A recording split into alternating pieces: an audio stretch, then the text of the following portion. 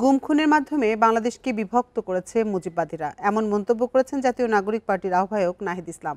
বলেন, সন্ত্রাসীদের গ্রেপ্তার না করা হলে আবারও গোপালগঞ্জের উদ্দেশ্যে মার্চ করা হবে। সংস্কারের পরই নির্বাচনের দাবি জানান তিনি।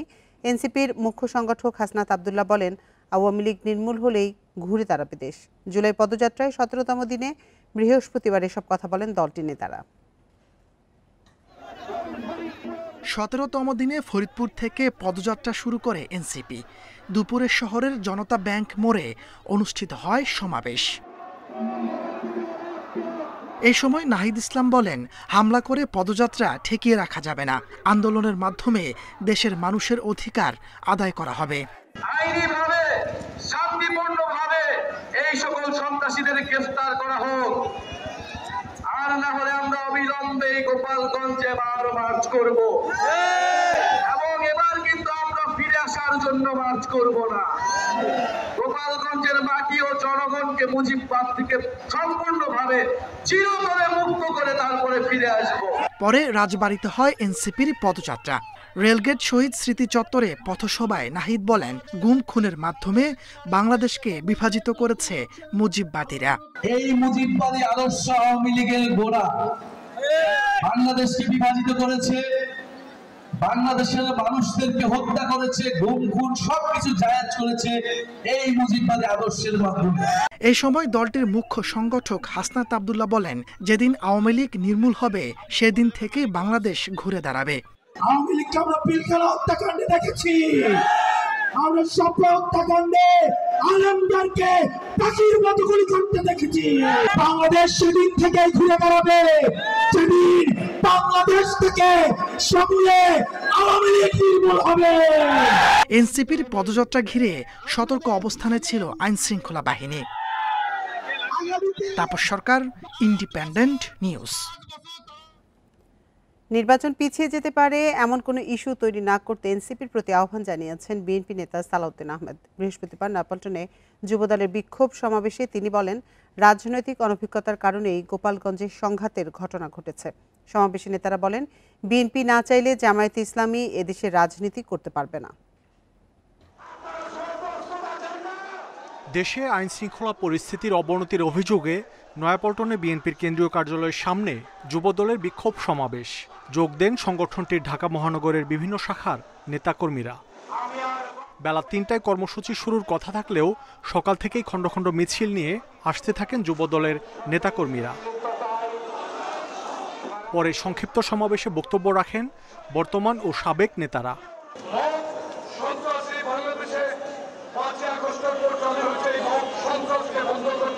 বিএনপি যদি মনে করে জামাত রাজাকার এই দল বাংলাদেশে রাজনীতি করতে পারবে না, তাহলে আপনারা রাজনীতি করতে পারবে না, এটাই বাস্তবতা। সমাবেশে বিএনপি নেতা সালাউদ্দিন আহমেদ বলেন, পরিকল্পিতভাবে নির্বাচন পেছানোর চক্রান্ত করছে একটি মহল। যেভাবে এনসিপির আমরা এই কর্মসূচির ধরন দেখছি, তাতে করে আমরা একটা মেসেজ পাচ্ছি যে কোনো না কোনো বাহানায় এমন কোনো অবস্থার সৃষ্টি করা যাতে করে বলতে পারে যে সরকার কোনো কিছু নিয়ন্ত্রণ করতে পারছে না, এই সরকার নির্বাচন কিভাবে দেবে। পরে নয়াপল্টনে কেন্দ্রীয় কার্যালয়ের সামনে থেকে শুরু হয় বিক্ষোভ মিছিল। প্ল্যাকার্ড, ব্যানার, ফেস্টুন নিয়ে মিছিলটি নাইটেঙ্গেল প্রেস ক্লাব হয়ে শাহবাগের দিকে অগ্রসর হয়। এ সময় স্লোগানে মুখর হয়ে ওঠে পুরো এলাকা। পরে শাহবাগে গিয়ে শেষ হয় বিক্ষোভ মিছিল। যুবদলের এই কর্মসূচিতেও নেতাদের বক্তব্যে উঠে আসে নির্বাচন প্রসঙ্গ। তারা বলছেন, ভোট হলেই দেশে ফিরে আসবে গণতন্ত্র, কেটে যাবে সব সংকট। তাই সব বাধা ষড়যন্ত্র উপেক্ষা করে দ্রুত নির্বাচনের আয়োজন করতে অন্তর্বর্তী সরকারের প্রতি আহ্বান বিএনপি এবং যুবদল নেতাদের। মাহমুদ শরীফ, ইন্ডিপেন্ডেন্ট নিউজ, শাহবাগ, ঢাকা। তারেক রহমান ইতিমধ্যে জাতীয় নেতা হিসেবে প্রতিষ্ঠিত হয়েছেন, তাই ভয় পেয়ে অনেকেই তার বিরুদ্ধে ষড়যন্ত্র করছে বলে মন্তব্য করেছেন বিএনপি মহাসচিব মির্জা ফখরুল ইসলাম আলমগীর। বৃহস্পতিবার বিকেলে ঢাকা বিশ্ববিদ্যালয় টিএসসি মিলনায়তনে ছাত্রদল আয়োজিত জুলাই শহীদদের স্মরণ সভায় তিনি বলেন, জুলাই শহীদ ও আহতদের অনেককেই সরকার সহযোগিতা করছে না, বরং নির্বাচন ঠেকানোর জন্য বিভিন্ন মহলে ষড়যন্ত্র করা হচ্ছে বলেও জানান তিনি। আহতদের তালিকায় থাকা 142 জন জুলাই যোদ্ধা এখনও সরকারি গেজেটে অন্তর্ভুক্ত না হওয়ায় এর নিন্দা জানান বিএনপি মহাসচিব। বলেন, জুলাই আন্দোলনে শহীদ ও আহতদের আজীবন স্মরণ করা হবে। এ সময় আরও উপস্থিত ছিলেন বিএনপি ও ছাত্রদলের বর্তমান ও সাবেক নেতাকর্মীরা। তারা ভয় পেয়েছে তারেক রহমান তো জাতীয় নেতা হিসেবে ও অলরেডি প্রতিষ্ঠিত হয়ে গেছেন, সুতরাং তিনি যদি ফিরে আসেন তাহলে তারা যাবে কোথায়? 142 জন ছাত্রদের একটা তালিকা আছে এখানে। আমি জিজ্ঞেস করছিলাম এখন যে এদের নামগুলো এখন পর্যন্ত গেজেটেড হয়েছে কিনা, তারা বলল যে না হয়নি। জুলাই সনদ তৈরির প্রক্রিয়া স্বচ্ছ ও জনগণের কাছে দৃশ্যমান রাখতে নির্দেশনা দিয়েছেন প্রধান উপদেষ্টা অধ্যাপক মোহাম্মদ ইউনূস। বৃহস্পতিবার রাষ্ট্রীয় অতিথি ভবন যমুনায় জাতীয় ঐকমত্য কমিশনের এক বৈঠকে এ নির্দেশনা দেন তিনি। কমিশনের অগ্রগতি সম্পর্কে প্রধান উপদেষ্টাকে অবহিত করেন সদস্যরা। 5 আগস্টের মধ্যে জুলাই সনদ তৈরির কাজ সম্পন্ন করতে সর্বোচ্চ চেষ্টা চলছে বলেও জানান তারা।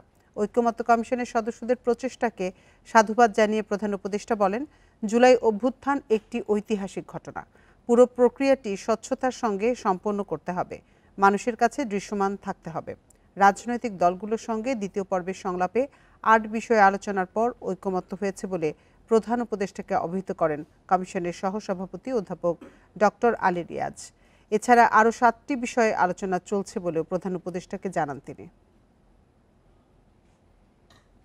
লক্ষ্মীপুরে জুলাই গণ অভ্যুত্থানে শহীদদের পরিবার রয়েছে আর্থিক অনটনে। অনেকেরই টাকার অভাবে হচ্ছে না চিকিৎসা। এদিকে মামলা দায়ের হলেও এখনও বিচার না হওয়ায় ক্ষুব্ধ স্বজনরা। লক্ষ্মীপুর সদর উপজেলার শফিপুর এলাকার সাব্বির হোসেন। 4 আগস্ট গণ অভ্যুত্থানে শহরের চকবাজার এলাকায় যুবলীগের গুলিতে মারা যান সাব্বির। একই সময় মারা যান কাউসার হোসেন বিজয়, সাদাল আফনান ও ওসমান গনি। গুলিবিদ্ধ সহ আহত হয়েছেন 300-র বেশি। কোনোভাবেই এই হত্যাকাণ্ড মেনে নিতে পারছেন না স্বজনরা। পাশাপাশি হত্যায় জড়িতদের বিচার ও গ্রেপ্তার নিশ্চিতের দাবি জানান। একটা মানুষকে মানুষ এই বাজে মারে না, দেখ কি বাজে মারছে, আপনারা বিচার করেন। একটা গুলি করে তারা ছাড়তো, তারপরে আমি বাঁচে থাকতাম, আমার বাবারা দেখতে পারতাম। 91 জনের মামলা এজাহার মামলা হয়েছে, আবার 200 হয়েছে আপনার অজ্ঞাত মামলা। তো এই মামলাগুলো কিন্তু হয়েছে, আমার বাদী হয়েছে আমি। এখন তারা ওই যে মেইন আসামি তো একটা পায়নি। এদিকে জুলাই গণ অভ্যুত্থানে গুলিবিদ্ধ অনেকেরই টাকার অভাবে সঠিক চিকিৎসা হচ্ছে না বলে অভিযোগ আছে। কেউ আমাদের খোঁজখবর নিচ্ছে না, আমরা চিকিৎসাহীনতায় ভুগতেছি। আমার শরীরে এখনো 7টা বুলেট আছে। আমি প্রতিনিয়ত আমার শরীরে যন্ত্রণায় আমি কাতরাছি। প্রত্যেক শহীদ পরিবারের পাশে রয়েছে জেলা প্রশাসন। একই সঙ্গে গুলিবিদ্ধ আহতদের চিকিৎসা চলছে বলে জানান। কয়েক দফায় বেশ কয়েকজন আহতকে আমরা জেলা প্রশাসনের ব্যবস্থাপনায় অ্যাম্বুলেন্স এবং অন্যান্য লজিস্টিক্স সহকারে আমরা ঢাকায় পাঠিয়েছি, তারা চিকিৎসা গ্রহণ করেছেন। কিন্তু তাদের বিদেশে গিয়ে চিকিৎসা গ্রহণের প্রয়োজন রয়েছে কিনা সেটি স্বাস্থ্য মন্ত্রণালয় কর্তৃক নির্বাচিত বিশেষায়িত হাসপাতালগুলোই সিদ্ধান্ত দিতে পারে। যদি তারা সেই সিদ্ধান্ত দেয় তাহলে এই প্রয়োজন যাদের সেই রোগীদেরকে বিদেশে প্রেরণ করা হবে। বৈষম্য বিরোধী ছাত্র আন্দোলনে লক্ষ্মীপুরে 4 শিক্ষার্থী সহ 17 জন নিহত হন। Independent news. ভোটে পর্যবেক্ষক হতে এইচএসসি পাস বা সমমানের শিক্ষাগত যোগ্যতা নির্ধারণ করে নির্বাচন পর্যবেক্ষণ নীতিমালা জারি করেছে কমিশন। সেই সঙ্গে পর্যবেক্ষকদের সর্বনিম্ন বয়স 21 বছর করা হয়েছে। বৃহস্পতিবার ইসির জনসংযোগ পরিচালক মোহাম্মদ শরীফুল আলম এ তথ্য জানান। সংসদ নির্বাচনকে সামনে রেখে 2023 সালের নীতিমালা ও 96টি পর্যবেক্ষক সংস্থার নিবন্ধন বাতিল করে নতুন নীতিমালা জারি করল নাসির উদ্দিন কমিশন। আগে পর্যবেক্ষকদের ন্যূনতম শিক্ষাগত যোগ্যতা ছিল এসএসসি বা সমমান এবং বয়স ছিল ন্যূনতম 25 বছর। নতুন নীতিমালার আলোকেই আগ্রহী সংস্থাকে আবেদন করতে হবে। পুরো প্রক্রিয়া শেষ করে 5 বছরের জন্য নিবন্ধন দেবে ইসি। নিবন্ধিত সংস্থা 3 দিন পর্যবেক্ষণ করার সুযোগ পাবে।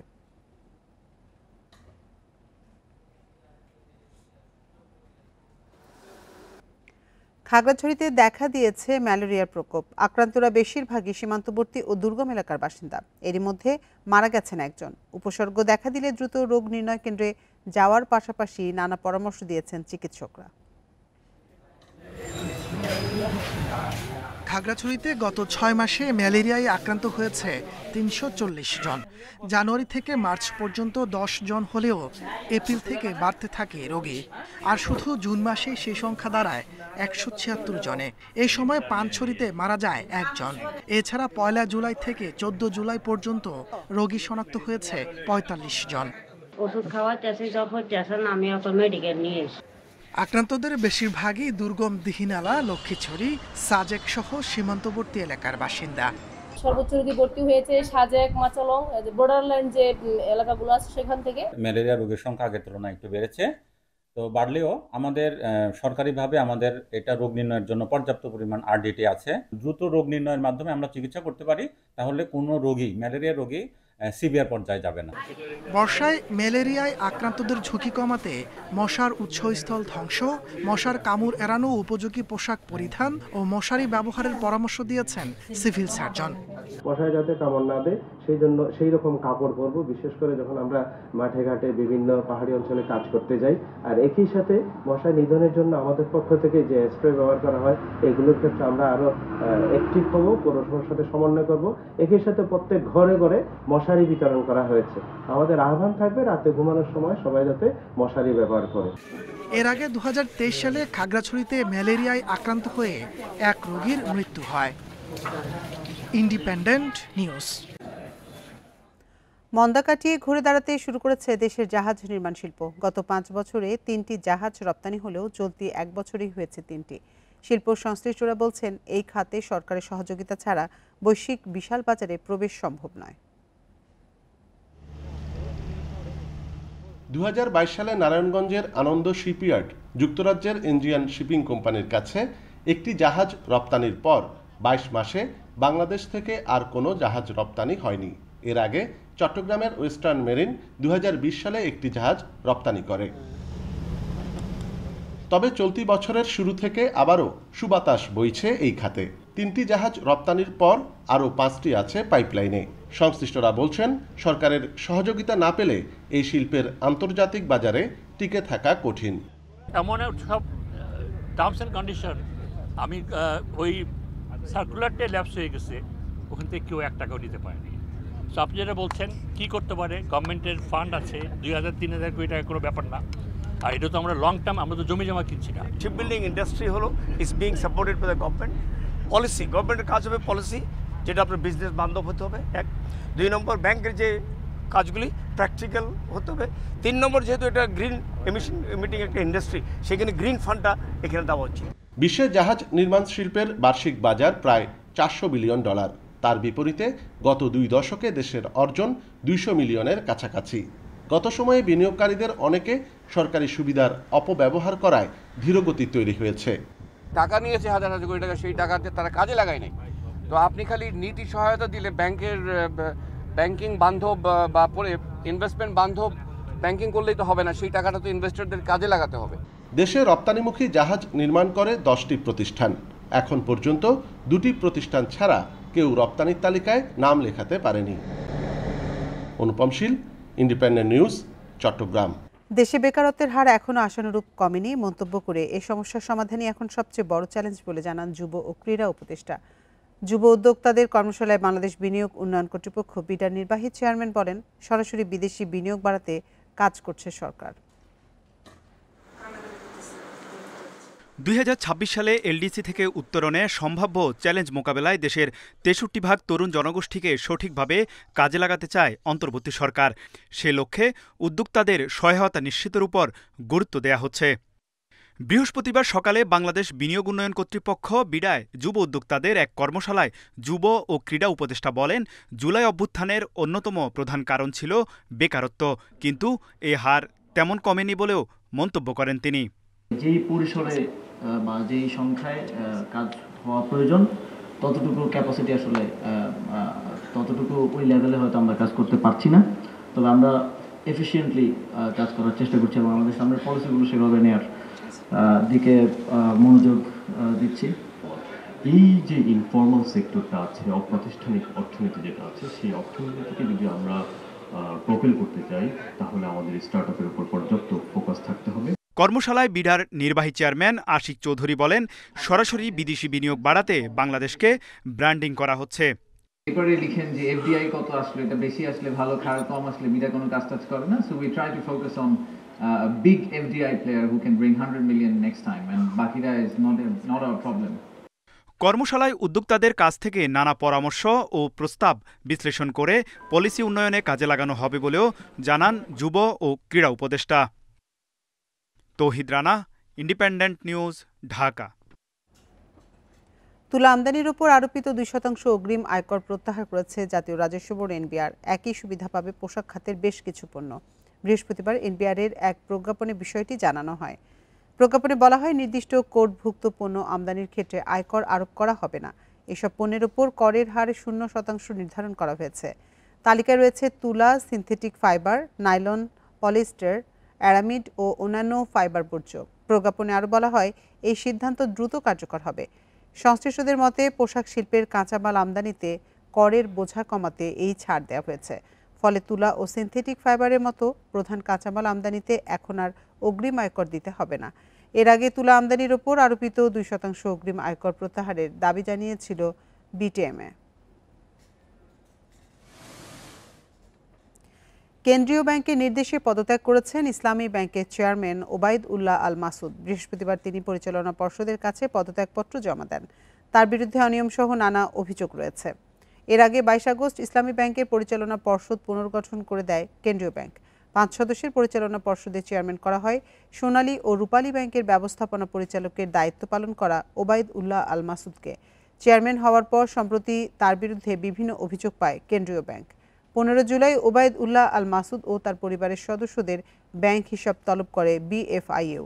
16 জুলাই ইসলামী ব্যাংকে বিশেষ অভিযানে যায় সংস্থাটি। এর আগে 3 জুলাই কেন্দ্রীয় ব্যাংকের ডেপুটি গভর্নর কবির আহমদ ওবায়দ উল্লাহ আল মাসুদকে জরুরি ভিত্তিতে ডেকে পাঠান।